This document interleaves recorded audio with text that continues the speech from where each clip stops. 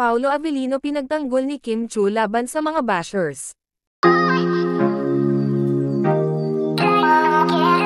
Pinuna ng actress na si Kim Chu ang pagbash ng mga ibang netizens sa kasintahan nito na si Paolo Avellino na kanya ding leadingman. Matatandaan na nagkaroon ng event itong si Paolo Avellino sa Moncayo, Davao, isa ang aktor sa naging special guest sa naturang event, kung saan ay isa-isa niya itong hinarana ang mga candidates kung saan ay umaapaw ang saya at kilig ng mga nagagandahang mga binibini.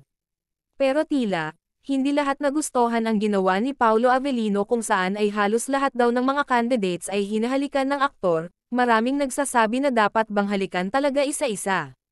May mga kinilig sa ginawa ni Pao pero meron ding mga nega at binigyan ng mga mali siya ang ginawa nito. Isa nga sa naging usap-usapan ang isang candidate, na hindi napigilan ang sarili at napayakap na lang ito ng bigla ni Paolo Avellino at bakas sa kanyang mukha at reaksyon na kinilig ito, at masayang-masaya na nayakap niya ang aktor na si Paolo Avellino. Isa pala siya sa naging fan din ng Kim Pao kaya ganun na lang daw ang naging reaksyon nito, at sa pagyakap nga ng naturang babae, ay dito na hinalikan ni Paolo ang kamay nito, na labis naman na kinatuwa ng ibang mga manunood.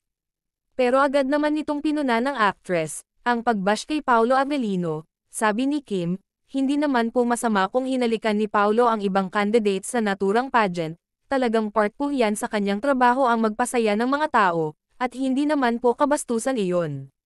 Matatandaan naman sa isang event ng Kim Pao ay ginawa din iyon ni Paolo Avellino kung saan ay katabi niya mismo si Kim Chu at hinalikan nga niya ang isang babae sa kamay nito. Talagang naiintindihan ni Kim Chu na lahat na kanilang ginagawa ay trabaho lamang at walang personalan.